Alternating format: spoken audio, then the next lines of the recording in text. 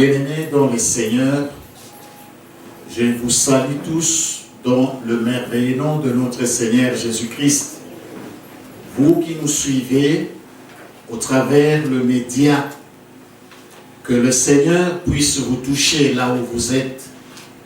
Comme vous le savez, aujourd'hui, c'est un grand jour pour nous les chrétiens, tous les chrétiens du monde, parce que nous sommes en train de célébrer la mort ainsi que la résurrection de notre Seigneur Jésus-Christ. Christ est notre Pâque. C'est lui l'agneau véritable qui a été immolé. Et si nous sommes devenus aujourd'hui ce que nous sommes, chrétiens, c'est suite à cette œuvre salvatrice, cette œuvre que Jésus est monté à la croix. Il est mort pour nous les impies, le péché. Voilà pourquoi je vous dis, tous là où vous êtes, soyez bénis au nom de Jésus. Qui sommes-nous? Église Labor Mbandaka. Et nous confessons Jésus-Christ comme Seigneur et Sauveur. Nous sommes des assemblées de Dieu au travers le monde, ici au Congo, dans la République démocratique du Congo. Bien-aimés, sans plus tarder, je vais dire ceci. Comme vous êtes en train de constater, pour ceux-là qui nous suivent par YouTube, nous sommes dans ce cadre, nous sommes à la maison.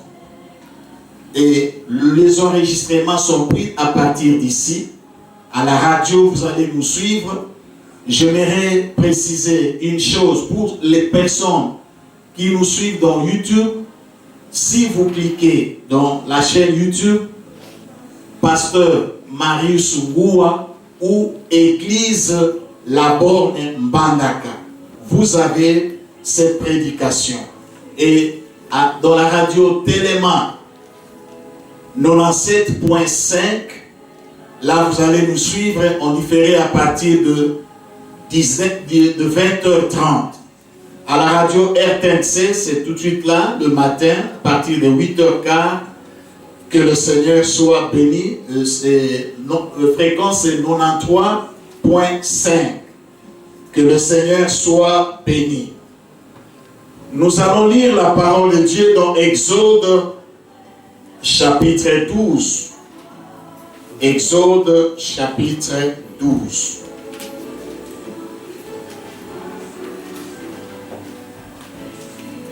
Je lis à partir du premier verset jusqu'au verset 14.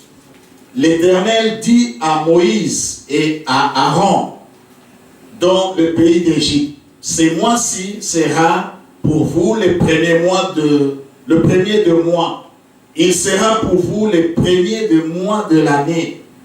Parlez à toute l'assemblée d'Israël et dites: le 10e jour de ce mois, on prendra un agneau pour chaque famille, un agneau pour chaque maison. Si la maison est trop pénombreuse pour un agneau, on le prendra avec son plus proche voisin. Selon le nombre de personnes, vous compterez pour cet agneau d'après ce que chacun peut manger. Ce sera un agneau sans défaut, mâle, âgé d'1 an. Vous pourrez prendre un agneau ou un chevreau. Vous les garderez jusqu'au 14e jour de ces mois. Et toute l'assemblée d'Israël l'immolera entre les deux soirs. On prendra de son sang et on en mettra sur les deux poteaux et sur les linteaux de la porte des maisons où on les mangera. Cette même nuit, on en mangera la chair rôtie au feu. On la mangera avec de pain sans levain et de herbes amères. Vous ne le mangerez point à demi-cuit et bouilli dans l'eau, mais il sera rôti au feu avec la tête, les jambes et l'intérieur. vous n'en laisserez rien jusqu'au matin. Et s'il en reste quelque chose le matin, vous les brûlerez au feu. Quand vous les mangerez, vous aurez vos reins sains, vos souliers aux pieds et votre bâton à la main. Et vous les mangerez à la hâte, c'est la Pâque de l'Éternel. Cette nuit-là, je passerai dans le pays d'Égypte et je frapperai tous les premiers-nés du pays d'Égypte, depuis les hommes jusqu'aux animaux, et j'exercerai le jugement contre tous les dieux de l'Égypte. Je suis l'Éternel. Le sang vous servira de signe sur les maisons où vous serez. Je verrai le sang et je passerai par-dessus vous. Et il n'y aura point de plaie qui vous détruise. Quand je frapperai le pays d'Égypte, vous conserverez le souvenir de ces jours et vous les célébrerez par une fête en l'honneur de l'Éternel. Vous les célébrerez comme une loi perpétuelle pour vos descendants. Amen. Amen. Que Dieu soit loué. Bien-aimés, vous vous en doutez, le thème de ce matin, Christ notre Pâque. Christ notre Pâque. Vous savez, parce que nous parlons de la Pâque, c'était une fête juive. On appelait ça aussi la fête de pain sans levain. Et Dieu avait institué cela alors que les enfants d'Israël se trouvaient encore en Égypte. Et c'était à la veille de leur sortie. Et le Seigneur avait donné des inscriptions et des prescriptions. Tout cela selon son plan de la délivrance. Il voulait délivrer son peuple de l'esclavage. Et cela ne préfigurait que le sacrifice expiatoire de Jésus-Christ. Parce qu'il a été dit que la bête, c'est-à-dire l'agneau, devait être égorgé. Et cet agneau qui devait être égorgé, on devait asperger sur les linteaux, sur les poteaux, les sangs. Vous comprenez? Et lorsque l'ange exterminateur pourra passer, il passera outre. Du reste, Pâques du mot hébreu veut dire donc Pâques Pessa. Alors Pessa qui signifie passer au-dessus ou passer outre, dans le sens d'épargner. Alors, les amis, nous allons aussi considérer un autre texte dans le Nouveau Testament. Jean chapitre 1er. Jean 1er, le verset 29.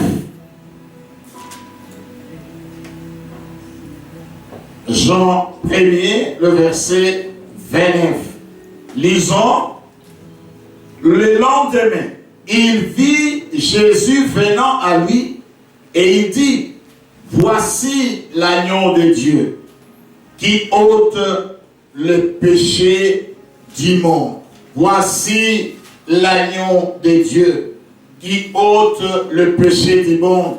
L'agneau tant recherché depuis l'Ancien Testament, avant même la promulgation de la loi.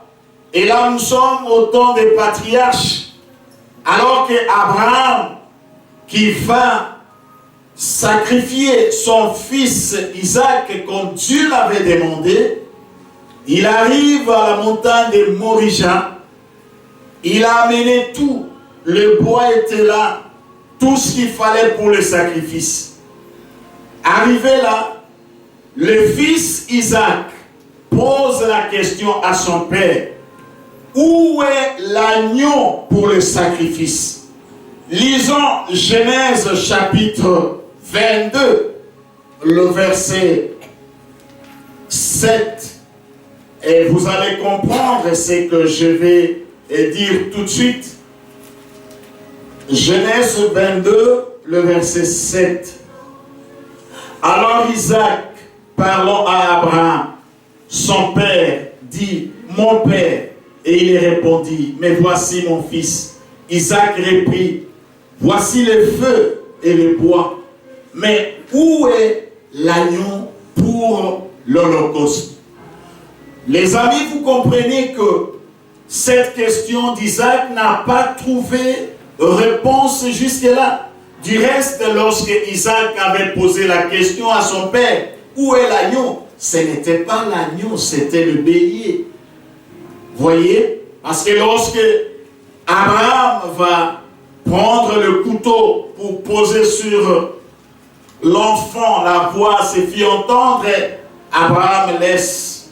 Vous comprenez? Et là, l'agneau que Isaac avait demandé, jusque-là, l'agneau n'était pas là.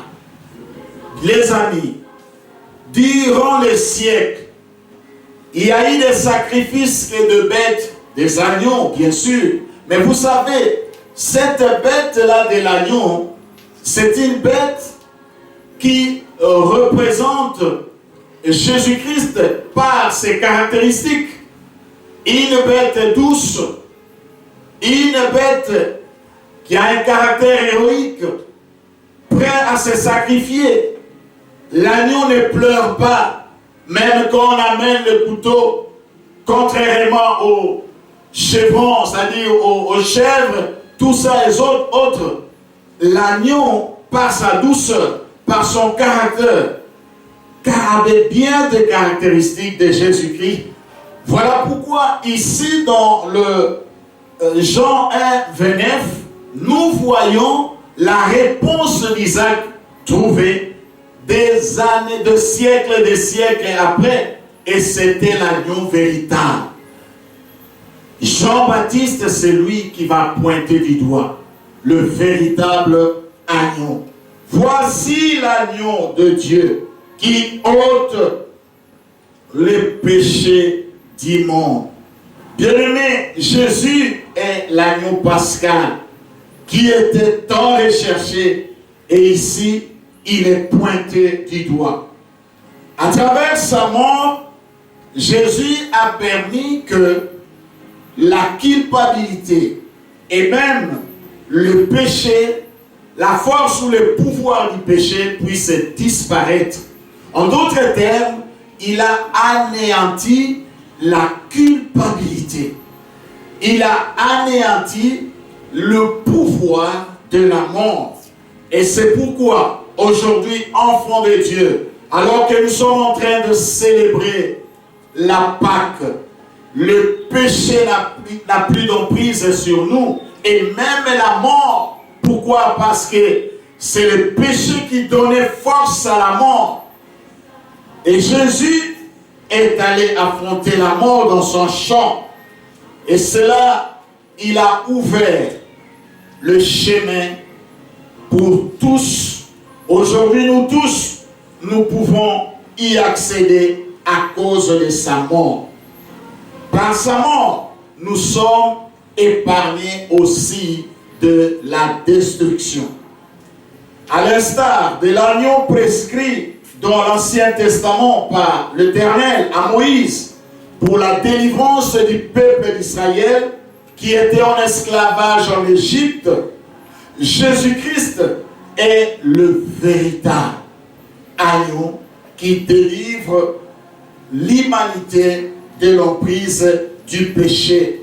Il nous délivre même de la convoitise mondaine. Il nous délivre. Jésus, sa délivrance est totale. Et cela par le prix de son sang, mais aussi par l'obéissance à son message. Oui, c'est vrai, C'est ce que nous constatons aujourd'hui. Il y a des enfants de Dieu. C'est vrai, ils ont le salut. C'est vrai, ils ont fait l'expérience personnelle avec Jésus. Mais lorsque nous ne vivons pas dans l'obéissance au message de Jésus-Christ, là, nous nous privons de certains bénéfices liés à cette mort. Comparativement aux agneaux qui étaient immolés dans le judaïsme, c'est-à-dire dans la religion juive, nous voyons que le véritable agneau excelle dans 3 domaines ici. D'abord, dans le domaine naturel, c'est-à-dire dans la nature même de la victime. Ça, c'est le premier domaine où nous sommes en train de voir comment Jésus, l'agneau véritable, est en train d'exceller comparativement aux bêtes que l'on sacrifiait dans l'Ancien Testament. Tous ces sacrifices, comme je disais, n'étaient que l'ombre des choses à venir. Mais qu'est-ce qui est le plus excellent ici dans le sacrifice de Jésus? Le premier domaine, la nature de la victime. Lorsque nous voyons dans le judaïsme, c'est-à-dire dans la religion juive, le sacrifice était les bêtes. Voyez, les agneaux, les boucs, les taureaux, ainsi de suite. Mais ici, ceci ne représentait que Christ. Et dans le Nouveau Testament, nous voyons ce Christ lui-même qui est l'agneau. Ce Christ lui-même qui s'est offert. Alors, lorsque nous allons considérer le deuxième domaine, c'est-à-dire dans l'efficacité de l'œuvre, dans l'efficacité de l'œuvre, nous voyons que dans le judaïsme, le sacrifice n'était pas vraiment efficace. Pourquoi? Parce qu'il ne faisait que rappeler le péché chaque année. En d'autres termes, il ne faisait que couvrir le péché. Tandis que le sacrifice de Christ ôte les péchés. Et c'est une fois pour toutes. Jésus a été sacrifié. Jésus est mort une fois pour toutes. Et l'humanité entière a trouvé la vie. Bien-aimés, vous savez, laissez-moi vous donner une information. Nous avons ça, ce que nous avons, que nos amis de la science nous donnent, comme nous parlons des gels hydroalcooliques, nous parlons des savons antiseptiques, c'est bien bon. Et là, je nous encourage de respecter toutes ces règles d'hygiène et que cela ne se limite pas seulement après cet épisode que nous sommes en train de connaître. Mais laissez-moi vous dire, le sang de Jésus-Christ, c'est le meilleur, et même c'est le super, le supra gel hydroalcoolique que l'homme ou l'humanité peut s'en servir. Cette occasion, frères et sœurs, vous qui n'avez pas encore placé votre confiance en l'œuvre de Jésus, alors voici l'occasion d'accepter cela. Et le troisième domaine, c'est dans l'étendue de ses effets. Vous voyez, dans le judaïsme, le sacrifice qu'on offrait, cela ne pouvait se limiter que dans la seule nation juive. Vous comprenez? C'est-à-dire la nation d'Israël. Mais le sacrifice de Jésus-Christ, c'est pour l'humanité entière. C'est toutes les nations, pour toutes les nations. Et c'est ce que nous avons lu. Voici l'agneau de Dieu qui ôte les péchés d'Israël. Non, il a dit, voici l'agneau de Dieu qui ôte le péché du monde. Alléluia. Bien-aimés, considérons un peu les contextes historiques ici pour tirer certaines leçons par rapport au sacrifice de Christ. Lorsque nous considérons le texte que nous avons lu, nous pouvons dégager quelques vérités par rapport à l'agneau de Dieu. Comme je disais, Christ, notre Pâque.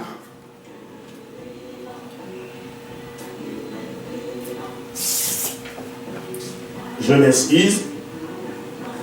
Alors, lorsque nous lisons, nous sommes toujours dans notre texte au premier verset. Exode 12. Deuxième verset. Ce mois-ci sera pour vous le premier de mois. Voyez, ce mois-ci sera pour vous le premier de mois. Nous voyons que la Pâque est la fête du renouveau. La Pâque est la fête de recommencement, la fête de rétablissement, la fête de restauration. Ce mois-ci sera pour vous le premier des mois. Donc, ici, même les calendriers changent. Alléluia. Les comptages commencent à 0. Donc, c'est comme si, avant, il n'y en avait pas. Non, frère, Dieu est capable de chambarder les choses, bouleverser les calendriers, et c'est Dieu qui est à la base de toutes choses. C'est un nouveau départ. La fête de Pâques. Pour nous, c'est un nouveau départ. J'aime Ésaïe qui nous dit, nous sommes dans Ésaïe chapitre 43, le verset 19, lisons ensemble. Ésaïe 43, le verset 19. La Bible dit ceci. Voici, je vais faire une chose nouvelle sur le point d'arriver. Ne la connaîtrez-vous pas? Je mettrai un chemin dans le désert et le fleuve dans la solitude. Je veux faire une chose nouvelle. Écoutez l'humanité, écoutez le monde entier, écoutez vous chrétiens, vous qui avez placé votre confiance. Dieu dit ceci, ce mois-ci, ça sera le premier des mois. Là, dans le calendrier juif, c'était le mois d'Abib. Et là, ça correspond au mois d'avril ou de mars. Mars-avril. C'est comme ça que très souvent, nous pouvons célébrer la Pâque, soit vers la fin mars ou début avril, comme c'est le cas aujourd'hui. Aujourd'hui, nous sommes le 12 avril. Dieu dit, c'est le premier de tous les mois. Pourquoi? Parce que l'agneau devait être immolé. Tout ce qui était comme souffrance, tout ce qui était comme difficulté, il faut les considérer comme les choses du passé. Le temps présent, c'est ce que nous devons considérer. Parce que Dieu compte faire quelque chose de nouveau dans nos vies. Et pourquoi pas dans ce monde troublé, dans ce monde paniqué, dans ce monde agité, Dieu veut faire une chose nouvelle. Ça, c'est la première vérité. La seconde, à chaque famille et chaque maison, un agneau. Lorsque nous lisons cela, bien aimé, c'est très profond. Et c'est pour dire que la Pâque, c'est une fête de famille.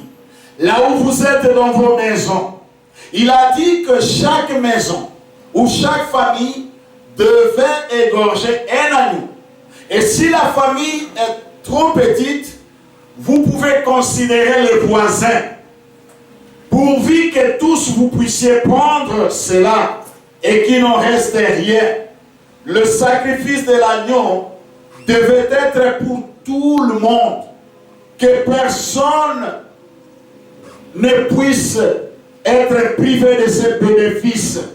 Toutes les familles étaient concernées, et cela sans exception. Christ est venu pour toute l'humanité.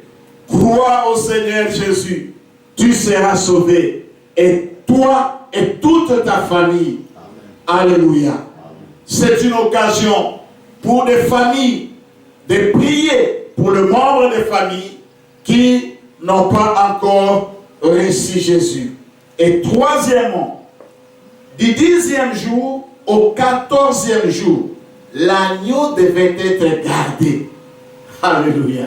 Bien-aimés, ici, nous voyons comment l'agneau devait passer par les tests. Un test, on devait tester l'agneau, si l'agneau devait être agréable ou l'agneau était en bonne santé. C'était les tests de bonne santé. Oui, c'est ce que nous vivons aussi aujourd'hui. Dans les aéroports, vous venez d'où? Vous devez passer par les tests de bonne santé. On va voir si tu es en bonne santé. Et Jésus était aussi testé. Frère, 3 ou 4 jours, gardez l'agneau sans manger. Si l'agneau n'est pas en bonne santé, l'agneau devait succomber. Et cet agneau n'était pas qualifié pour les sacrifices. Vous comprenez? Donc, l'agneau devait être bien portant et sans défaut, à l'issue des 4 jours. Alors, s'il ne succombait pas, donc il était approuvé. Et c'est comme ça que nous voyons Christ, lui, c'était les sacrifices agréés, bien agréés par Dieu. Vous savez, lorsque vous allez lire dans Hébreux chapitre 10, le verset 5 au verset 7, nous vous parlons de la parole de Dieu, frère. Lisons Hébreux 10, le verset 5 au verset 7, la Bible dit ceci.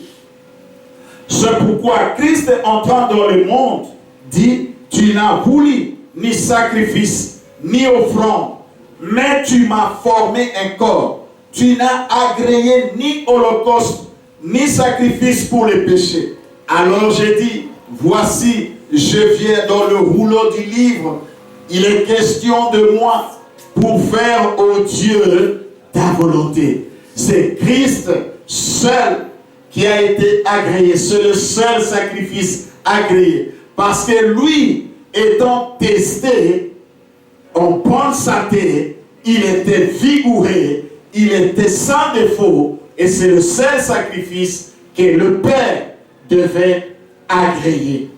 Alors, quatrièmement, mâle âgé d'1 an, sans défaut. Vous voyez? Ici, dans les prescriptions de la Pâque, Dieu détermine même l'âge de la bête.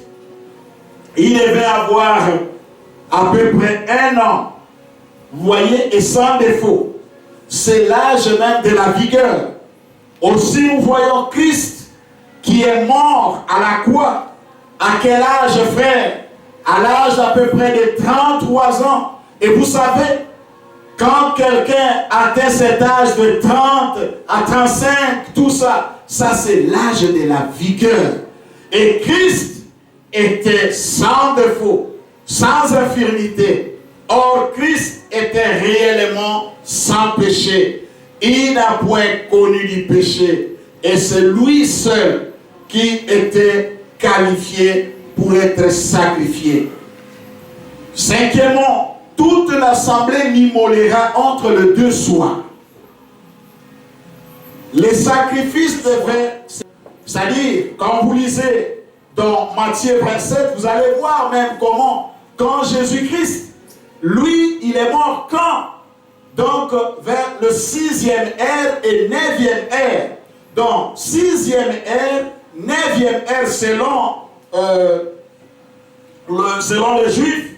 Donc vous faites seulement plus 6. 6 plus 6, vous avez 12. Et 9 plus 6, vous avez 15. Donc c'est de 12 heures à 15 heures. Et c'est pendant ce temps-là que Christ est mort. C'est pendant ce temps que Christ est mort. Il faut immoler l'agneau. Et c'est exactement ce qui s'est passé à la croix. Le Seigneur fut crucifié pendant ce temps. Lisez Matthieu chapitre 27, 46. On n'a pas assez de temps. Vous qui avez le temps, vous pouvez prendre cela. Et pour comprendre que c'est pendant ce temps que Christ était bel et bien mort. Il a passé 3 heures, l'a suspendu à la croix. Et pendant ce temps, il y avait l'obscurité dans toute l'humanité. Pourquoi le Seigneur de gloire était en train de s'éteindre pour un temps, afin que le soleil de justice puisse poindre à l'horizon. Bien-aimé, 6e, le sang sur les 2 poteaux et sur les linteaux. Lorsqu'il dit le sang sur les 2 poteaux et sur les linteaux, l'aspersion des sang dans des poteaux et des linteaux des maisons nous rappelle aussi le sang versé à la croix, le poteau vertical et le linteau horizontal, n'est-ce pas? Et là, nous voyons les symboles de l'alliance, de la nouvelle alliance de Dieu avec son peuple. Par ce sacrifice de sang, Jésus vient nous réconcilier avec lui, Dieu, et nous réconcilier avec les prochains. Le poteau vertical, nous voyons la relation de l'homme sur la terre avec le Dieu du ciel. Et le linteau ici, horizontal, nous voyons la relation de l'homme avec celui qui est à ses côtés, à gauche, à droite. Bien-aimé, le sacrifice de Christ, c'est la réconciliation. La réconciliation avec le Père, mais aussi la réconciliation avec Dieu. Une fois l'alliance conclue, par la foi, en son œuvre expiatoire et salvatrice, nous sommes à l'abri du jugement qui s'abattra sur le rebelle. Aussi, nous sommes à l'abri de la culpabilité. La culpabilité, comme je disais, qui a été ôtée. Car nous avons la paix avec Dieu et nous avons la paix avec notre prochain. La Pâque, comme je disais, la fête de la réconciliation. Il y a des enfants de Dieu qui endurcissent encore le cœur, qui n'accordent pas le pardon aux bien-aimés frères. Frères, pour célébrer la Pâque, nous ne la célébrons pas avec le vieux levain. C'est avec le pain sans levain. Vous savez que même en Israël, lorsqu'ils étaient en train de célébrer la Pâque, au soir, ils devaient faire tout pour nettoyer tous les récipients, les vases là où on avait pétri de farine.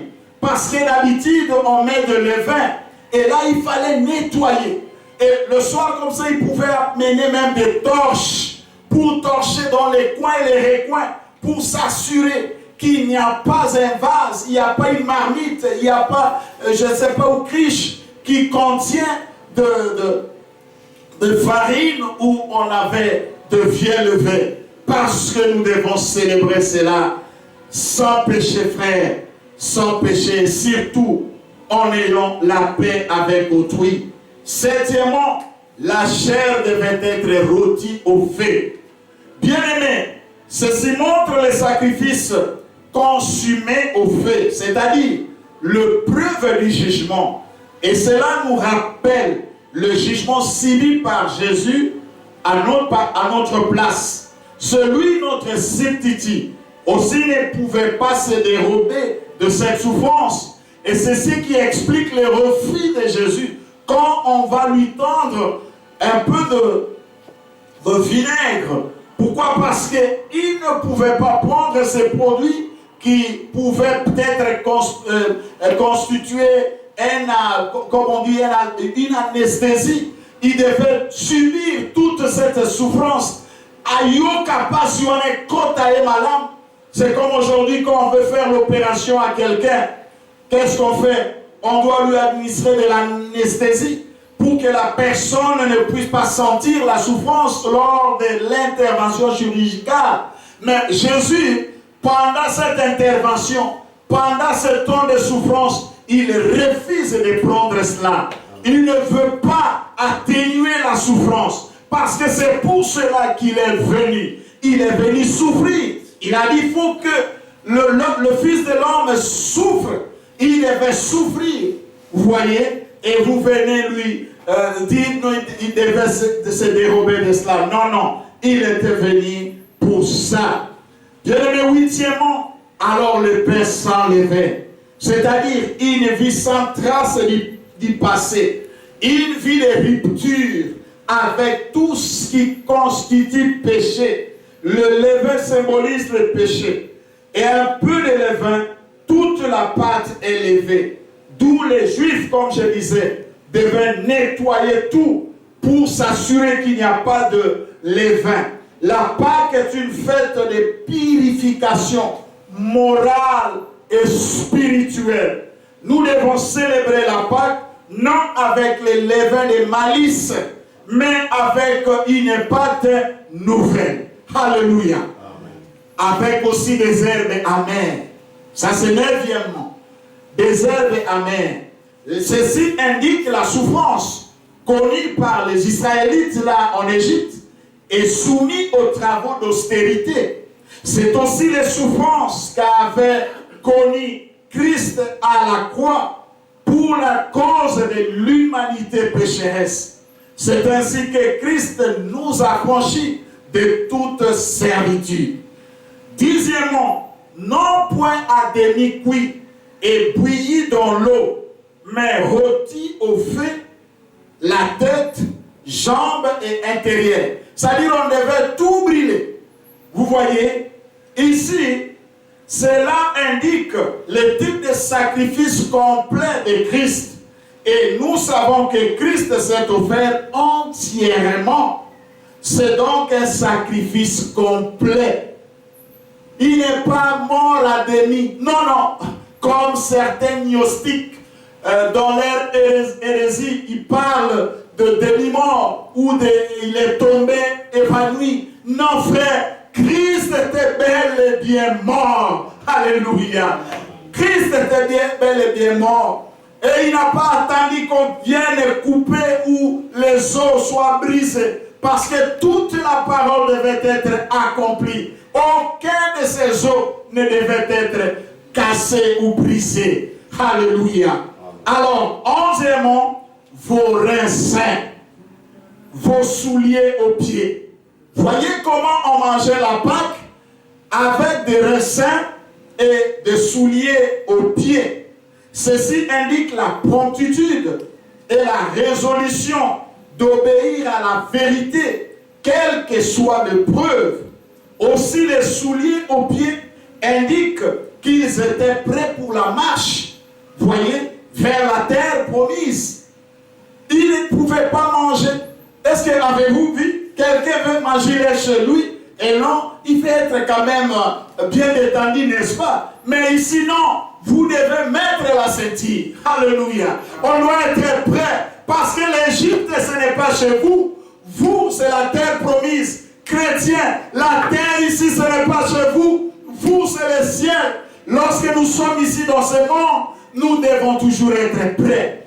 Nos ceintures bien serrées et nos souliers prêt pour le départ, prêt aussi pour l'obéissance. Parce que celui qui est prêt pour le départ, c'est celui qui est prêt à tout obéir à la volonté de Dieu. C'était l'indicateur du départ. Nous ne sommes pas là pour nous cramponner, frère, dans ce monde, comme j'avais dit le dimanche passé. Du reste, nous ne sommes que des pèlerins sur la terre. Nous ne sommes que des voyageurs. Moi, quand j'arrive à ce point, c'est là où je suis révolté pour dire, Seigneur, même si tu trouvais que c'est normal que ça soit aujourd'hui, je suis prêt. J'ai ma ceinture au rein, j'ai mes pieds dans les souliers et je veux m'en aller. Si telle est la volonté de Dieu, Mais si nous sommes encore là, c'est pour la cause de l'évangile. D'où nous devons être zélés. Le pied aussi symbolise les ailes de l'évangile. Nous devons être prêts à aller annoncer l'évangile du royaume et nous affectionner plus aux choses d'en haut que de nous cramponner aux choses d'en bas. Bien-aimés frères, 12e, et là je suis en train d'aller vers la chute, bâton à la main avec alléluia.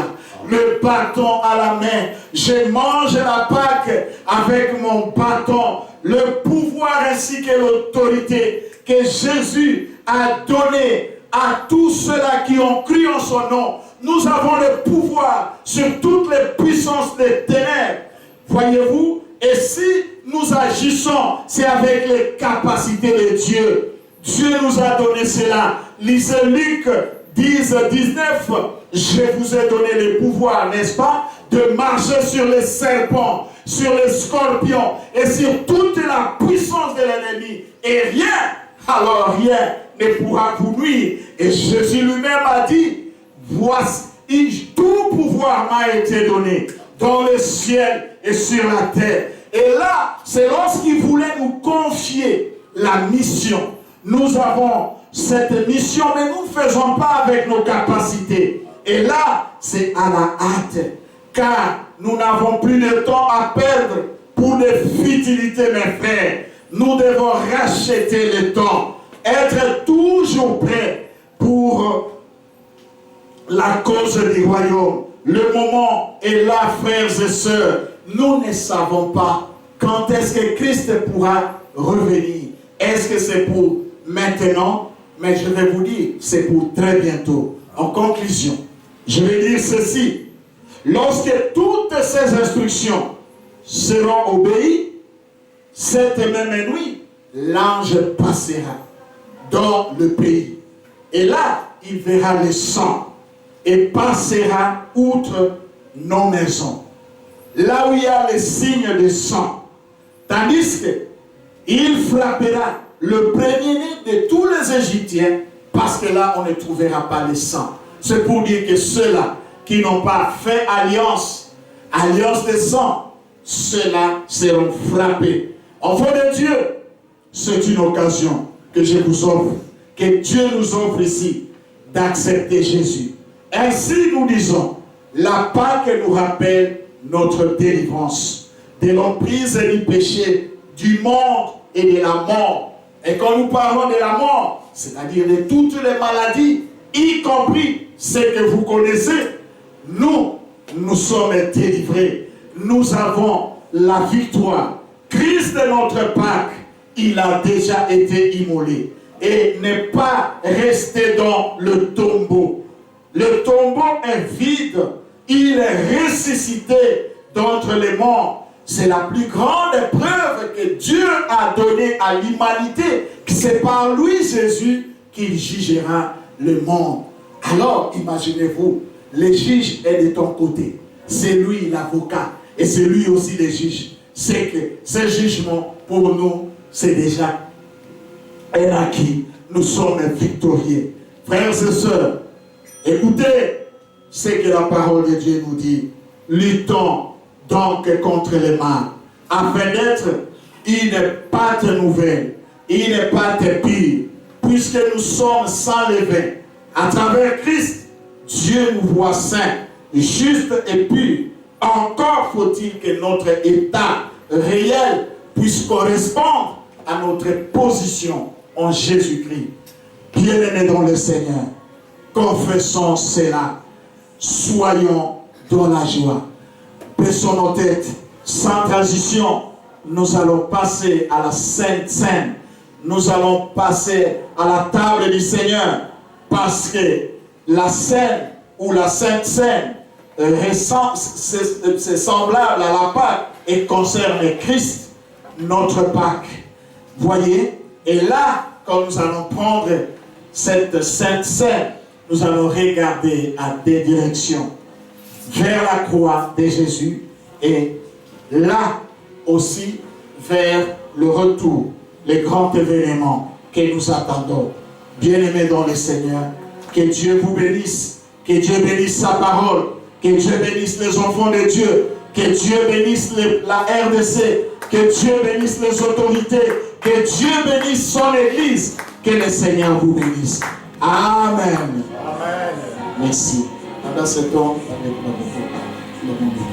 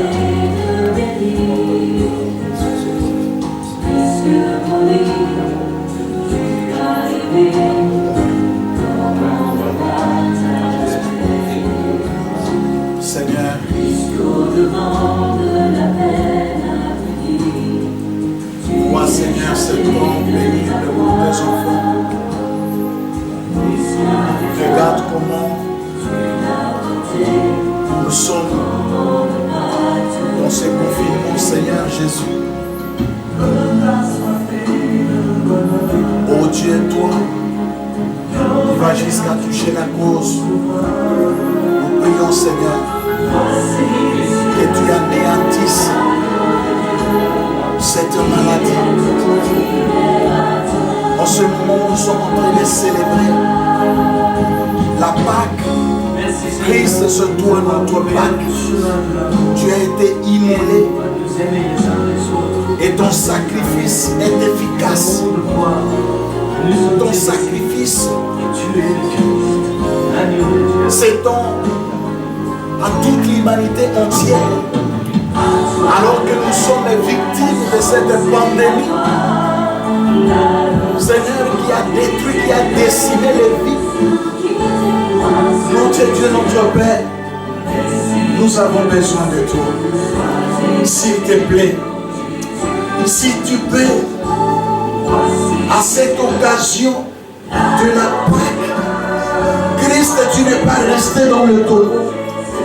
Tu es ressuscité d'entre le mort. Et ça, c'est la victoire que nous avons en toi, Jésus. C'est pourquoi nous voulons proclamer en cette date la victoire sur la maladie, la victoire sur la mort, la victoire sur la souffrance, la victoire, Seigneur. Oh Dieu, accomplis ta parole. Seigneur, tu as dit, tu vas faire des choses nouvelles. Nous voulons des choses nouvelles. Nous voulons un nouveau départ. Nous voulons un nouveau départ. Le rétablissement, le recommencement. Nous avons péché, c'est vrai. Nous n'avons pas obéi à ta parole. Et nous avons tiré des leçons. Seigneur, toi le Dieu d'amour, le Dieu miséricordieux, accorde ton pardon et accorde la vie. Merci pour la joie dans nos familles. Bénis les familles. Bénis nos familles. Bénis tous, Seigneur. Là dans les maisons ils sont. Ô Dieu de notre salut, atteins-les et touche-les au nom de Jésus. Au nom puissant de Jésus. Nous prions ainsi. Nous disons Amen. Amen.